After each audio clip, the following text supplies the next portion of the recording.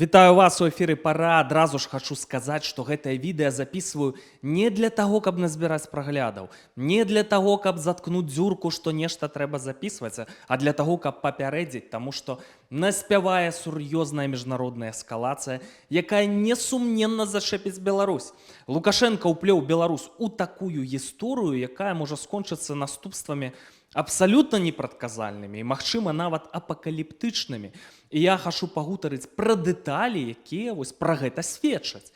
Але на пачатку скажу, што я згодны з ацэнкамі аналітыка, функцыянера Дэмсілаў па абароне Вадзіма Кабанчука, што вось гэтыя так званыя выбары, якія чакаюць нас наперадзе, пад цяжарам падзеяў хутка, магчыма, мы нават не будзем пра гэта пра ўсё ўспамінаць.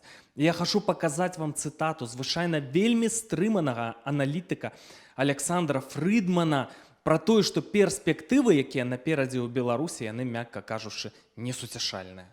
Калі ты прыфронтавая дзяржава, ты разумееш, што адбываецца на ўкраіне, ты бачыш, якім чынам Расія вядзе гэтую вайну, ты дакладна ведаеш, на якім баку стаіць рэжым Лукашэнкі. Ну, у такіх умовах, прынамсі, трэба лічыцца з тым, што вайна можа перакінуцца на тэрыторыю Беларусі. Гэта першы сцэнарый. Ну і другі сцэнарый – гэта тое, што беларускія войскі будуць ужыты Расіі ў гэтай вайне. Так што пакуль гэтага не атрымала, пакуль да гэтага справа не дайшла, і гэта, ну, сапраўдны цуд для Беларусі, калі паглядзець на знешнепалітычны кантэкст, але зноў жа сітуацыя вельмі хісткая, яна можна змяніцца ў любы момант. Для Беларусі гэта будзе жахліва. Калі вайна будзе ісці на тэрыторыі Беларусі, акрамя таго мы бачым, якім чынам гэтая вайна вядзецца і на тэрыторыі Украіны, і сёння на тэрыторыі Курскай вобласці, ўжо на тэрыторыі Расіі. Гэта жорсткія, крывавыя сутыкненні, гэта разбурэнне цывільнай інфраструктуры, гэта вельмі значныя страты сярод грамадзянскага насельніцтва, гэта выкарыстанне рознай зброі. Калі мы ўявім сабе такой сцэнарый, што гэта будзе адбывацца на тэрыторыі Беларусі, ну гэта ўжо жахліва. Гэта жахліва для Беларусі, акрамя таго чалавечае жыцці. Людзі і грамадзянскае насельніцтва, канешне, і вайскоўцы, якія могуць быць кінуты ў пекла гэтай вайны. Гэта будзе жахлівая трагедыя. Ну, напэўна, гэта будзе найбольшая трагедыя для Беларусі пасля 86-го году, я маю на ўвазе Чарнобыль, а магчыма і найвялікшая катастрофа для Беларусі з моманта заканчэння другой сусветнай вайны. А цяпер давайце пра дэталі, якія сведчаць пра статус Лукашэнкі, пра ягоныя намеры і гэтак далей. Адбыўся візіт у Пакістан. І абстаўлена ўсё было так, што это ўмацаванне міждзяржаўных адносінаў, эканоміка. Мы вам трактары і белазы, вы нам тэкстылі цытрусавыя. Давайце умацоўваем адносіны. І я поначы ехаў у аўтамабілі, уключыў радыёрацыя, выступала экспертка ў міжнародных адносінах Роза Турарбекова, якая здзіўлялася, так тавараабароту няма. Тавараабарот за 23 год, я праверыў, блізу 50 мільёнаў даляраў. Это просто статыстычная хібнасць для сучасных дзяржаваў. Так? Это несур'ёзна. Турарбекова здзіўлялася, дык это з талібамі большы тавараабарот, чым з Пакістанам. Чаго ты туды паехаў? А ён туды паехаў па заданні лідараў краін восі зла. Сі Цзіньпін не мог паехаць, так? Не ў ягоным стылі трапляць у фокус. Пуцін зашквараны вельмі сур'ёзна, а Пакістан пакуль што вагаецца. Іхны, скажам так, лідар, прэм'ер-міністр Шахбоз Шарыф, так, хоча стаць дыктатарам, ён дыктатар-пачатковец, но пакуль ён яшчэ вагаецца. Цана гэтай гульні ж вельмі сур'ёзная. Ну, Кім Чен Іна яны не маглі паслаць, з іранскімі аятоламі, дарэчы, у Пакістана праблемы, там былі памежныя канфлікты, абмены ракетнымі ўдарамі, паслалі Лукашэнку. Восі зла вельмі важна перацягнуць Пакістан на свой бок. Гэта 5-я краіна ў свеце па колькасці насельніцтва. Гэта краіна, у якой ёсць ядравая зброя. І вось Лукашенко пра гэта у закрытай частцы з гэтым Шарыфам і размаўляў, што ты такі ж, як я. Ты таксама канцэнтруй уладу ў сваіх руках. Дарэчы, падчас прылёту Лукашэнкі там былі маштабныя пратэсты, прыкладна як у Менску ў 2020 годзе, сутыкненні з паліцыяй, там дзесяткі людзей з забітымі, затрыманымі і гэтак далей. Лукашенко відавочна яму казаў: давай там задушы іх, я табе падкажу як, прышлю інструктараў, навучу, у мяне атрымалася, у цябе атрымаецца, давай да нас будзем кіраваць светам. Вось такая была размова. І нават у афіцыйнай частцы Ён канкрэтна сказаў, што паглядзі, хто ворагі для нас. НАТО, Злучаныя Штаты, там і гэтак далей, вот это все пратэсты, гэта для нас не ёсць добра. Вось паслухайце. Соединенные Штаты Америки, Англия, ваш сосед Индия, Австралия, возможно, подключится Япония, Южная Корея, хотят создать некое Тихоокеанское НАТО. Естественно, Пакистану, который хочет мирно развиваться, это, возможно, неинтересно. Поэтому вас будут качать, вас постоянно, вас будут нагнетать обстановку. Ну, для чаго Пакістан вось і зла, я ўжо казаў, это ядравы патэнцыял. Ім вельмі важна распаліць новы канфлікт. Там рыторыка ў Лукашэнкі з гэтым шарыфам была, што там міратворцы, так, а рэальная мэта распаліць новы канфлікт. Ці Ірану дапамагчы ў процістаянні з Ізраілем. Ці, я думаю, распаліць канфлікт з Індыяй. Лукашенко ж сказаў, што Індыя вораг, як бы ціхаакеанскае НАТО хочуць ствараць. А у Пакістана з Індыяй напружаныя адносіны. Ім патрэбны новы канфлікт, каб адцягнуць чарговыя заходнія рэсурсы, каб яны не змаглі дапамагчы Тайваню, калі на Тайвань нападзе Кітай. А я бы не выключаў, што гэта хутка можа здарыцца. Каб менш рэсурсаў было на Украіну, ну і гэтак далей. Гэта нетрывіальны, абсалютна зразумелы план. Канешне, на пакістанцаў выйдуць і амерыканцы, то бок пакістанцы перад выбарам. І на гэты момант ёсць план Б. Дарэчы, як у Лукашэнкі, так і вось у гэтага прэм'ер-міністра, пачынаючага дыктатара Шарыфа. Цікавыя дэталі, што калі быў замах на Трампа, Шарыф у забароненай у Пакістане сацыяльнай сетцы X зрабіў запіс, што это недапушчальна, там замах на жыццё, магчыма, будучага прэзідэнта, мы это асуджаем.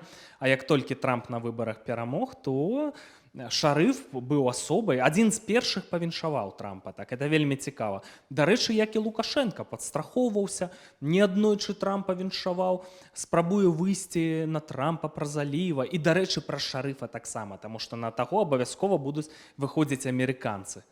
Пакуль пакістанцы разважаюць, як бы, на чый бок ім перайсці. І вось такі план Б, калі шалі вагаў пачнуць схіляцца ў бок заходняга света, каб Лукашенко з гэтым Шарыфам, я думаю, яны паразумеліся на гэты конт, перабеглі на бок захада. Вось такі ў іх план, безумоўна, ёсць. Але пакуль прыярытэтны варыянт, па-мойму, гэта відавочна, это вось удзельнічаць у восе зла, у трэцяй сусветнай вайне і несці свету ашаламляльныя пагрозы. І для гэтага Лукашенко гатовы падставіць Беларусь абсалютна пад любыя рызыкі, нават калі это скончыцца Армагеддонам. Другая дэталь, пра якую я хачу пагаварыць. Я ўпэўнены, што рыхтуецца атака ўкраіны. Чаму я так думаю? Прыгадайце рыторыку Лукашэнкі ўлетку. Перад вось гэтай курскай аперацыі, што все, дээскалацыя на мяжы, што мы на сувязі з Украінай, там ёсць каналы, все ў парадку, не павінна быць эскалацыі, брацкія народы і гэтак далей. Як зараз змянілася гэтая рыторыка? На мінулым тыдні яны выпусцілі фільм пра полк Каліноўскага, што все збіраюцца нападаць на Беларусь. То бок улетку Лукашенко гаварыў, што ніякой пагрозы няма, там мала людзей, а хто і быў баявітыя, там іх забілі, а хтосьці ўжо не хоча ваяваць. А зараз гавораць, не, рыхтуецца напад з 4 бакоў, так жа в этом фільме і сказана. З 4 накірункаў, што Захад рыхтуе баевікоў, Украіна рыхтуе баевікоў. Навошта яны выпусцілі гэты фільм, па-мойму, відавочна? Прапаганда спрабуе патлумачыць грамадству, абгрунтаваць атаку Украіны.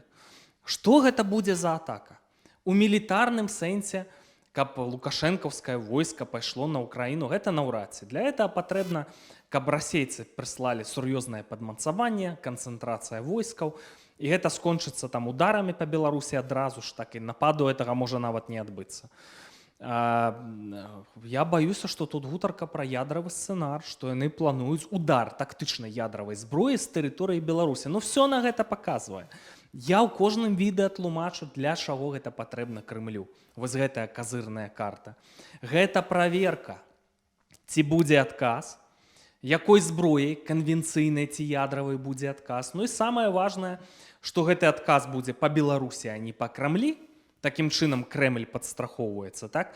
Ну, а ў выпадку чаго ўсіх сабак можна там зваліць на Лукашэнку. Это вот дурань вырашыў ядравы удар нанесці. Такі план. Што прычынай будзе гэтага ўдара? Як это будуць людзям тлумачыць? Ну, вы ведаеце, што ўсё больш і больш дронаў лятаюць над Беларусю. Ну, уже пра гэта накідкі гэтых планаў былі ўлетку, што нібыта украінскі дрон б'е па нафтаперапрацоўчым заводзе ў Мазыры. Кажуць, што это вот не герань, это украінскі дрон, мы маем доказы.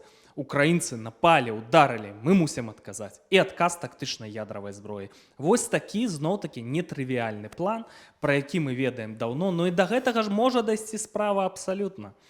І украінцам трэба расплачвацца будзе за пэўныя стратэгічныя памылкі, за стратэгію, якую яны ўжылі ў дачыненні да Лукашэнкі, больш камунікавалі з Лукашэнкам, чым з прадстаўнікамі дэмсілаў. Структуры баявыя не рыхтавалі ва ўкраіне, былі такія магчымасці. Думалі, што ўсё схвачана, і з Лукашэнкам нармальныя адносіны. Ну, Лукашэнка гатовы здрадзіць усім, кіруючыся толькі сваёй выгадай. А рызыка нікуды не дзелася, і зараз падчас міжнароднай эскалацыі абавязкова здарыцца нейкі з такіх сцэнароў. І ўвогуле ў кантэксце міжнароднай эскалацыі пачнуцца хутка абмены ударамі балістычных ракет, это відавочна. Могуць быць ядравыя сцэнары. І геаграфічнае становішча Беларусі такое, што не можа гэта абысці Беларусь, на жаль. І пытанне пераносу вайны ў Беларусь, пытанне удару па Беларусі. Гэта пытанне, на жаль, пытанне часу, эта перспектыва набліжаецца.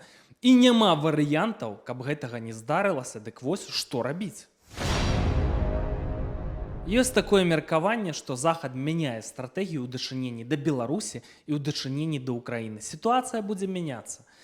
Хоць даўно ўжо было відавочна, што Лукашэнка дыктатар вельмі небяспечны. Вы бачыце, у якія гульні ён здолеў уплесціся, як у кантэксце восі зла павялічыў свой статус, якія заданні яму даюць. Ён абсалютна не сумнявайцеся, што ён Беларусь упісаў вось у гэтыя рызыкі, у гэтыя гульні, якія будуць адбывацца па поўнай праграме. Вось, для таго, каб надзьмуваць шокі, яго все баяліся, ён гатовы пайсці на ўсё для вот такой улады, не толькі ў кантэксце Беларусі, а каб і на сусветным узроўні, скажам так, сябе паказаць. Ну, варыянт адзін, што толькі вынішчыць гэты рэжым проста вот пад корань, каб яго не было, бо ён нясе рэальную пагрозу. А Беларусь у арбіце Крамля двайную пагрозу нясе, таму што ў кантэксце восі зла Расія з'яўляецца вышыбалам. А Беларусь это яшчэ наканечнік агрэсіі вось гэтага вышыбалы, нясе пагрозу всяму еўразвязу. Таму так ці інакш, гэты статус КВО будзе мяняцца, гэта ў інтарэсах еўразвяза, ў інтарэсах ЗША. І чым далей з гэтым пытаннем будзе зацягвацца, тым горшыя будуць наступствы, я так скажу. Разам з тым тут дзейнічаць падобна на тое збіраецца вось зла. Лукашенко ўжо ведае пра гэтыя планы, і дзеянні якраз такі яны распачнуць, а ўжо Захад будзе сіметрычна адказваць. Але пытанне у такой сітуацыі, пытанне пераносу вайны на тэрыторыю Беларусі, удараў ці нават ядравых удараў, помсты, гэта пытанне часу і пачнецца ўжо хутка. Я в этой сітуацыі што ўвогуле можна параіць? Это вельмі простыя рэчы, якія наўрад ці ўратуюць, так вось, каб на душы было больш спакойна, это вада ў герметычных упакоўках, ежа нейкая тушанка ў герметычных упакоўках, так, калі нейкія ядравыя сцэнары пачнуцца. Гэта не кепска мець дома генератар, святла не будзе, не кепска мець радыёпрыймач і батарэйкі да гэтага прыймача, каб хаця б інтэрнэта не будзе, каб лавіць нейкія там FM-хвалі, нейкія трывожныя валізкі, бензабакі павінны быць запраўленыя па плешку заўжды, на выпадак нейкіх сцэнароў, але не факт, што это все ўратуе. Сітуацыя зайшла занадта далёка і пачнецца ў Беларусі, я лічу, адносна хутка. Лукашенко на гэтым тыдні, я падсумую, паказаў так, што ён тут не проста нейкі васал, а што ён у гэтай восі зла грае сур'ёзную ролю, спрабуе вырашаць сур'ёзныя пытанні. Відаць, пасля Прыгожина разруліў вось гэты паход Прыгожина на Маскву, узняў як бы да сябе давер, Пра ягоныя хітрыкі, што ён тут гатовы на розныя бакі перабягаць, таксама ведаюць, трымаюць на кароткім павадку яго. Не проста так з'явіліся вот это ягоныя размовы з Прыгожаным, шлюць сігнал, што мы помнім, мы ведаем. І калі што, мы цябе проста ліквідзіруем. Таму ён, зразумеўшы, што все, сітуацыя не выкрутка, падпісаў Беларусь пад жудасныя апакаліптычныя рызыкі. І як бы маштаб гэтых планаў, пра гэта мы даведаемся, на жаль, досыць хутка, таму рыхтуймася.